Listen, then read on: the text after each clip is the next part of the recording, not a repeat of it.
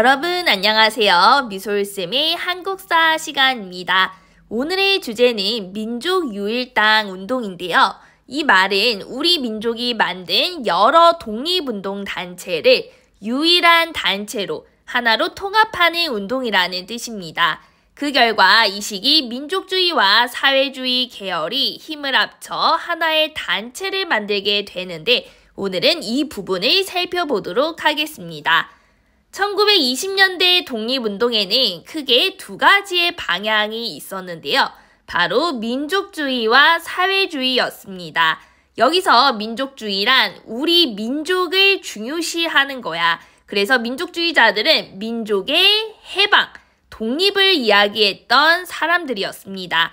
그런데 이 민족에는 돈이 있는 자본가도 있고 돈이 없는 노동자들도 있죠. 다 우리 민족이잖아. 그렇기 때문에 자본주의를 싫어하지 않아 인정합니다. 그리고 이들은 민족의 해방을 위해서는 일제에 맞설 실력을 길러야 한다고 생각했고 그래서 1920년대에 물산 장려운동이나 밀립대학 설립운동과 같은 실력 양성운동을 전개했던 사람들이었습니다.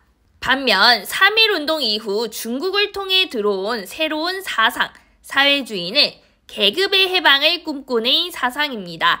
누구는 잘 살고 누구는 못 살고 이러한 계급 자체를 없애자는 거지. 따라서 자본주의를 싫어해요. 즉 사회주의는 사유재산제도, 자본주의를 부정하는 사상입니다. 그럼 이 새로운 사상을 누가 좋아했을까요? 젊은 사람? 나이 많은 사람? 주로 젊은 사람들. 아무래도 젊을수록 새로운 것에 거부감이 덜하잖아. 청년과 학생들이 많이 수용을 하고요. 또 돈이 있는 사람이 좋아할까? 돈이 없는 노동자와 농민들이 좋아할까? 농민과 노동자 계층에서 빠르게 확산이 됩니다. 그 결과 많은 사회주의 단체들이 만들어지는데 처음에는 일본이 별로 대수롭지 않게 여겼어. 그런데 이들이 점차 커지더니 일제 타도를 외치기 시작해요. 일본에 저항하는 움직임을 보입니다. 이때 사회주의를 대표하는 단체가 조선공산당이었습니다. 그러자 일본은 이들을 그냥 둬서는 안 되겠구나 생각을 하고 1925년 치안유지법을 만들어 사회주의 세력을 강하게 탄압을 합니다. 이런 상황 속에서 국내적으로 연합하자는 분위기가 형성되면서 민족유일당 운동이 등장합니다. 지금 민족주의 따로, 사회주의 따로 존재하는데 이것을 하나로 합치자는 거지. 먼저 국외에서는 우리와 가까운 중국에서 민족주의라고 할 수 있는 국민당과 사회주의인 공산당이 손을 잡으면서 제1차 국공합작이 이루어지게 되는데요. 이것을 본 사람들은 이념이 다르면 뭐 어때? 그래도 힘을 합쳐서 독립운동을 하는 게 먼저지 라는 생각을 하게 됩니다. 또 국내에서도 순종이 돌아가시자 장례식에 맞춰 대규모 만세 시위를 계획하죠. 그것이 60만세 운동이었습니다.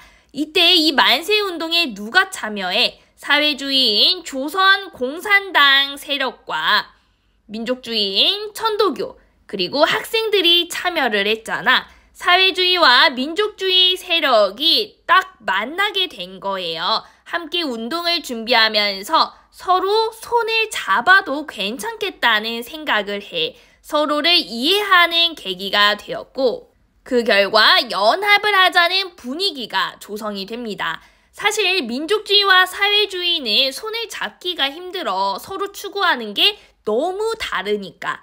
그런데 60만세 운동을 경험하면서 일단 중요한 건 독립이야. 일본이라는 공동의 적을 먼저 해결하는 것이 필요하다는 생각을 하게 된 거예요. 게다가 당시 민족주의와 사회주의 계열 모두 내부적으로 어려움이 있었어. 민족주의 계열에서는 전에 살펴본 실력 양성 운동이 사실 성과가 별로 없었잖아. 그러자 일부 민족주의자들은 지금 독립은 불가능해. 그러니까 일본과 타협해서 정치에 참여할 수 있는 참정권을 얻자는 자치운동을 주장하기에 이릅니다. 이들을 타협적 민족주의라고 불러요. 그러자 위기감을 느낀 비타협적 민족주의자들은 일제의 지배는 절대 인정할 수 없다고 생각하면서 타협적인 민족주의자들과 분열하게 되고요. 사회주의 계열과의 연대를 선택하게 됩니다. 그 결과 조선민흥회가 만들어져요.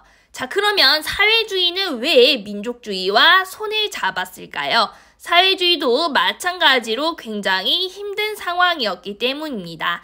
1925년 조선 공산당이 만들어지자 일제는 치안유지법으로 사회주의자들을 탄압했고 사회주의 운동이 불법이 되어버려서 활동하기가 힘들었어. 그래서 합법적으로 활동할 수 있는 공간이 필요하다는 생각을 하게 되고요. 일제의 탄압을 피하기 위해 민족주의와 손을 잡기로 합니다. 그 결과 정우회 선언을 발표하는데 중요해요. 내용을 한번 읽어볼게요. 자, 이 부분의 밑줄을 한번 그어보세요. 민족주의 세력에 대해서는 그것이 타락하는 형태로 나타나지 않은 것에 한하여 적극적으로 제휴하여, 자, 이 부분 여기서 타락한 형태로 나타나지 않는 것이 뭐겠어? 바로 비타협적인 민족주의자들을 이야기하는 거예요. 그러니까 정우의 선언은 우리가 독립을 위해서라면 사상과 이념이 달라도 합칠 수 있다는 거야. 단 타락하지 않은 경우에. 그렇게 해서 만들어진 것이 신간회였습니다. 이처럼 신간회는 비타협적인 민족주의와 사회주의가 결합한 단체였고요. 일제의 승인을 받은 합법적인 단체였기 때문에 전국 각지에 지회를 두고 공개적으로 활동을 하면서 굉장히 큰 단체로 성장합니다. 그러면 당시 신간회의 강령을 한번 볼게요. 요것도 중요해요. 첫째, 우리는 정치적, 경제적 각성을 촉진한다. 지금 우리는 정치, 경제적으로 일본에 많이 밀려있는 상황이잖아. 각성, 깨어나야 한다는 거지. 그래서 실력을 쌓을 것을 얘기하고 있고요. 두 번째, 우리는 단결을 공고히 한다. 민족주의와 사회주의라는 서로 다른 사상을 가진 사람들이 손을 잡고 만든 단체잖아. 그렇기 때문에 자칫 잘못하면 쉽게 분열될 가능성이 커. 그렇기 때문에 단결하자. 단결의 중요성을 이야기하고 있습니다. 그리고 셋째, 우리는 기회주의를 일체 부인한다. 누구를 빼? 일본과 타협하려는 타협적인 민족주의자들은 배제한다는 거지. 이런 내용들 좀 기억을 해두세요. 이렇게 만들어진 신간회는 주로 강연회를 통해서 계몽활동을 했고요. 노동운동, 농민운동, 여성운동, 형평운동 등 다양한 사회운동을 지원하기도 합니다. 그런데 여기서 가장 중요한 거, 시험에 많이 나오는 내용은 이거예요. 광주 학생 항일운동을 지원했다는 거. 이게 어떤 사건이었어? 지난 시간에 봤었죠. 1929년 광주에서 나주로 가는 기차에서 일본 남학생이 한국 여학생을 희롱하다가 한국 남학생들과 충돌하게 된 사건이 발생했죠. 그러자 그동안 일본인 위주의 교육으로 차별받던 광주의 학생들이 분노해서 일으킨 것이 광주 학생 항일운동이었습니다. 광주에서 시작된 이 운동은 이후 전남으로 그리고 전국으로까지 확산이 되었는데요.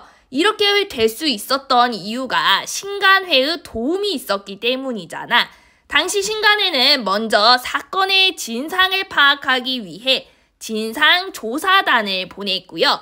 이후 이 운동이 기회다. 제2의 3.1운동이 될 수도 있겠구나 싶어서 대규모의 전국적인 민중대회로 확산을 시키려고 계획을 세우기도 합니다. 하지만 민중대회는 일본에게 발각이 되면서 지도부가 체포되었고 그래서 개최되지는 못하고 실패로 끝나버렸죠. 그런데 문제는 신간회의 지도부가 구속이 되자 조직이 힘들어지는 거야. 그러자 나머지 일부 민족주의 계열의 지도부가 변해요. 소극적으로. 그리고 타협적 민족주의와 결합을 해볼까? 이런 생각을 하기 시작해. 그러자 사회주의자들은 이게 뭐야? 우리 강령 잊었어? 초심 잃었다면서 비판을 하고요. 그러던 와중에 중국의 국공합작 또한 깨지면서 사회주의를 이끄는 지도부, 소련의 조직 코민테른에서 새로운 명령을 내려요.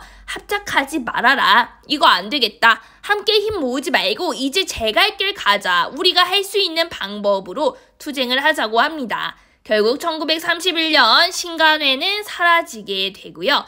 이를 해소라고 표현합니다. 그러면서 그 뒤부터 민족주의와 사회주의가 각각 따로따로 독립운동을 하게 됩니다. 하지만 그래도 신간회는 민족협동단체이면서 1920년대 최대 규모였던 민족운동단체라는 점에서 의의가 있고 중요하다고 볼 수가 있어요. 자, 이렇게 오늘은 신간회에 대해서 알아봤고요. 다음 시간에는 사회 변화와 문화적 측면에서의 민족운동을 보도록 하겠습니다.